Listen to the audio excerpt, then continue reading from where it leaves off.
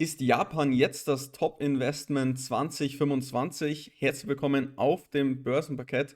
Ja, wir versuchen heute zu evaluieren, ob es sich jetzt ein vermehrter Kauf von japanischen Aktien lohnt oder wie die aktuelle Situation jetzt gerade in Japan ist. Dazu hat jetzt eben JP Morgan ja, ihre Meinung ja, ein bisschen angepasst eben zu diesen japanischen Märkten und sie glauben, dass japanische Aktien besonders gut performen werden, jetzt eben in diesem ja, Aktienjahr, und das begründen sie eben unter anderem damit, dass japanische Aktien bzw. 7% aller Unternehmen immer noch unter einem Book Value von 0,5x traden und dass jetzt hier auch immer mehr ausländische Aktionäre beginnen, sich hier an diesen japanischen Unternehmen zu beteiligen. Und das ist ein Trend, der sich jetzt schon länger abzeichnet.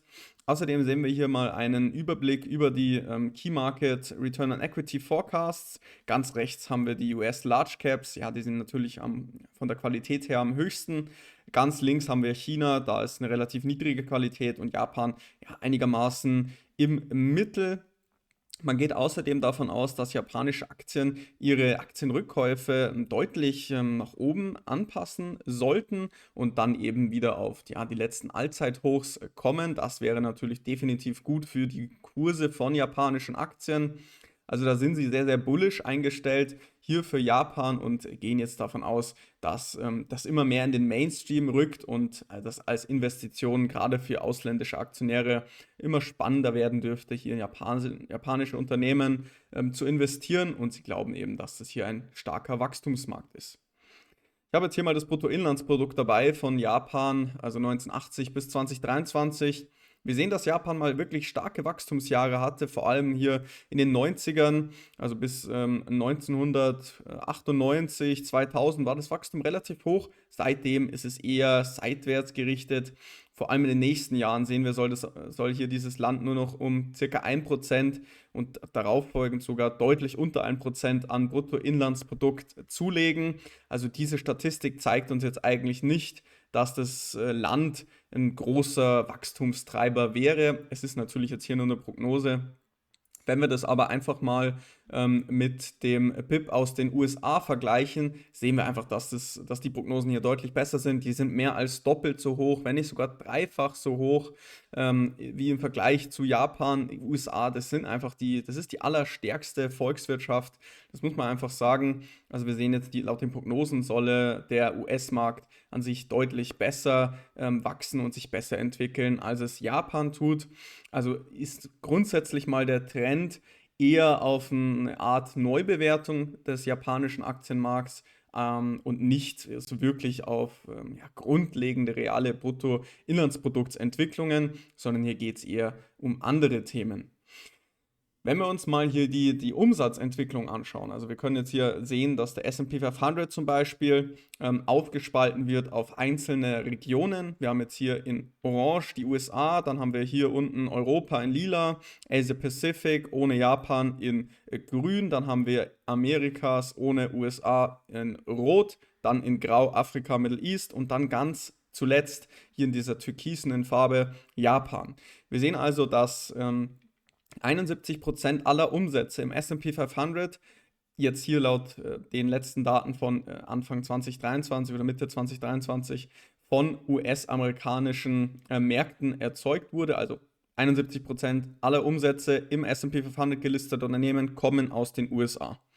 Und wir sehen, 2% von diesen Unternehmen Umsätzen kommt aus Japan. Das heißt, wir haben eigentlich eine relativ geringe Exposure von US-amerikanischen Unternehmen in Japan. Das heißt, ich würde da definitiv sagen, dass sich hier ein direktes Investment in Japan lohnt. Das sehen wir eben auch hier im S&P 500 Japan 500 sind 56% der ganzen Umsätze wirklich in Japan ansässig und im Topix sind es 50%. Also hier ist natürlich relational zum S&P 500 der Umsatzanteil an japanischen Märkten deutlich höher. Also es würde auf jeden Fall Sinn machen, ja, direkt in den japanischen Markt zu investieren. Aber man muss auf jeden Fall festhalten, wenn sich der japanische Markt wirklich gut entwickeln sollte, dann wäre das definitiv auch gut für die Unternehmen, die im S&P 500 gelistet sind. Das muss man auf jeden Fall festhalten. Aber man könnte jetzt eben hier natürlich eine deutlich höhere Exposure zu Japan erreichen, wenn man direkt in den japanischen Aktienmarkt investieren würde, beziehungsweise einzelne japanische Aktien kauft. Das ist definitiv der Fall. Ja, ich habe jetzt dann auch ein paar japanische Aktien mit dabei, die wir uns anschauen können. Als erstes möchte ich aber jetzt hier mal den Chart anschauen von dem Nikkei, also dem japanischen 225 Index.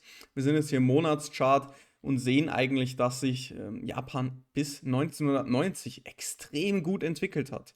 Dann sind wir aber in eine ewige, ja, Abwärtsphase gekommen, also von 1990 ab ging es eigentlich nur noch unten bis 2009, also Ende der Finanzkrise, und seitdem entwickeln wir uns jetzt hier wieder einigermaßen positiv, sind tatsächlich auch mittlerweile auf dem Allzeithoch angekommen, also von damals, und da ja, kämpfen wir jetzt schon etwas länger um diese Marke, eben um diese 38.000, 39.000 japanische Yen.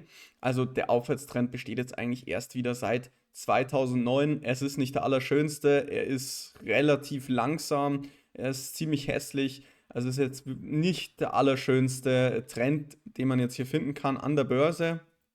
Aber es ist ein Aufwärtstrend auf jeden Fall seit 2009.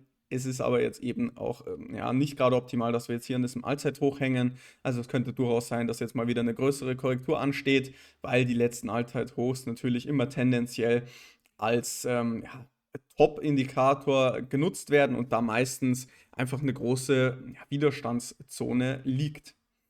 Wenn wir uns den US 500 einfach mal anschauen, sehen wir jetzt hier, dass der Markt zwar schon erst seit 2014 jetzt hier in dem Fall gelistet ist, aber wir sehen hier einfach einen deutlich schöneren Trend und der ist deutlich dynamischer und den kann man natürlich auch viel besser einschätzen.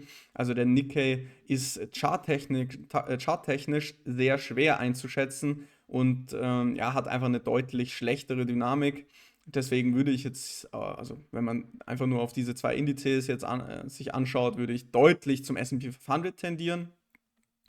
Was natürlich noch ein zusätzliches Risiko ist aus Sicht von deutschen Investoren, ist natürlich der Mechanismus des Währungsrisikos. Also wenn ein europäischer Investor Aktien in Japan kauft, ja, wird der Euro ja zunächst in japanische Yen umgetauscht, um dann diese Aktien zu erwerben. Und damit ist man dann natürlich auch abhängig vom Wechselkurs, und da können sich dann eben diese Wechselkursänderungen, die sehen wir jetzt hier, entweder positiv oder negativ ja, auf den Kaufpreis auswirken, und falls eben dann der Euro gegenüber dem Yen schwächer wird, erhält der Investor dann eben bei einer Rückkonventionierung ja, mehr Geld, und sollte es eben andersrum sein, also wenn der Wechselkurs sich negativ verändert hat, dann bekommt man natürlich weniger Euro wieder zurück, und das ist natürlich ja, ein hohes Risiko. Wir sehen auch, dass der Euro-Japaner relativ volatil ist. Also wir können hier messen, seit 2018 hat sich hier der Euro zum Japaner um 16%, 17% aufgewertet. Also das sind eben Faktoren, die man dann schon auch im Hinterkopf behalten sollte, wenn man verstärkt in japanische Aktien ja, investieren möchte. Da sind natürlich auch zahlreiche Faktoren, die das alles beeinflussen. Also die Wechselkurse, natürlich Zinspolitik, aber auch wirtschaftliche Stabilität, also in dem Fall Japan. Und ja, das ganze Marktsentiment spielt eine große Rolle. Das ist definitiv so. Und das sollte man einfach im Hinterkopf behalten bei japanischen Unternehmen. Ich habe hier ein paar japanische Aktien mit dabei, die ich jetzt persönlich einerseits interessant finde, andererseits einfach die größte Marktkapitalisierung haben. Hier sehen wir jetzt zum Beispiel mal Sony Group Corporation. Da haben wir bis 2012 einen starken Abwärtstrend gehabt. Seitdem entwickeln wir uns jetzt hier wieder langfristig nach oben. Wir sind jetzt tatsächlich auch an dem letzten Allzeithoch 2000 angelangt.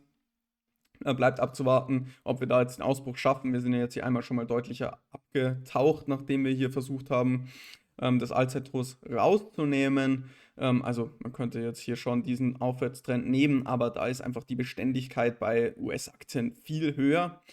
Dann habe ich hier noch dabei Toyota. Toyota hat sich wirklich relativ gut entwickelt, gerade im Vergleich zu deutschen Autobauern. Also da sehen wir, dass Toyota vor allem hier in den letzten Monaten echt relativ gut gelaufen ist. Aber natürlich ist es jetzt hier ein Autobauer, da ist die Performance relativ schwach im Vergleich zu anderen Unternehmen aus anderen Branchen oder Sektoren. Dann habe ich jetzt noch dabei Nintendo. Auch Nintendo hat hier eine sehr zyklische Entwicklung hingelegt. Auch die haben ihr Hoch hier 2007 gehabt, dann starker Abverkauf bis 2012. Jetzt eben wieder neuer Aufwärtstrend seitdem. Also auch hier die Beständigkeit nicht allzu hoch. Jetzt habe ich noch zwei interessante Sachen mit dabei, nämlich einmal Keyence. Da sehen wir, dass die langfristige Entwicklung deutlich, deutlich besser ist und hier auch ja, eine langfristige Investition, zumindest meiner Meinung nach, ja, wirklich sinnvoll sein kann. Natürlich ist das jetzt alles in japanischen Yen und es gibt jetzt hier auch seit dem Jahre 2021 keine wesentlichen Kursgewinne hier bei Keyence, aber dennoch wäre das jetzt hier ein Beispiel von einem Unternehmen, das in einem langfristigen Aufwärtstrend ist, wo man sich mal die fundamentalen Daten und so weiter deutlich genauer ansehen könnte.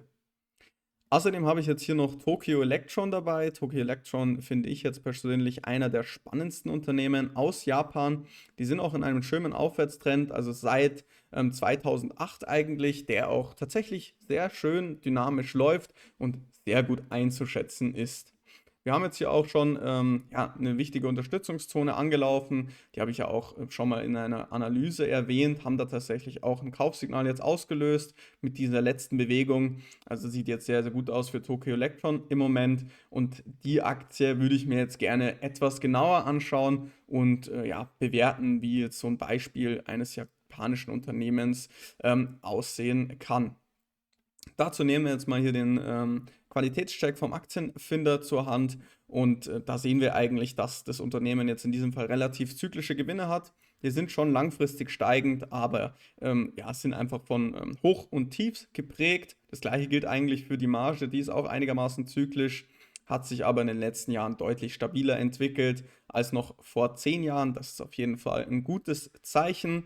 Wenn wir uns die Bilanz anschauen, ist es höchst interessant. Das Unternehmen ist quasi fast gar nicht verschuldet. Also japanische Unternehmen, die tendieren eben dazu, ja, eine konservative Haltung gegenüber Schulden zu haben. Das ist natürlich im Vergleich zu Unternehmen in anderen Ländern, insbesondere in den USA, sehr auffällig.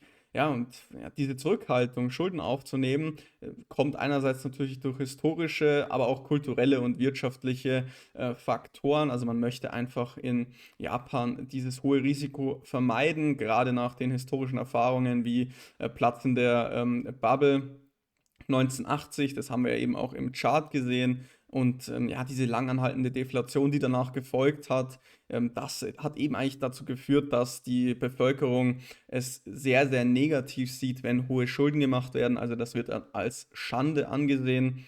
Das hat natürlich auch, ja, kann gut sehr, sehr viele Nachteile natürlich haben. Also weil sich diese Unternehmen eben so stark zurückhalten, kann das einfach auch eine Wachstumshemmung sein. Also ja, gegenüber Schulden eine konservative Haltung zu haben, bedeutet auch mehr oder weniger, dass man möglicherweise in aufstrebenden Märkten viele Chancen verpasst und man kann einfach nicht so schnell auf Veränderungen reagieren, weil man eben ja keine Schulden aufnehmen möchte, um dann diese Chancen wahrzunehmen.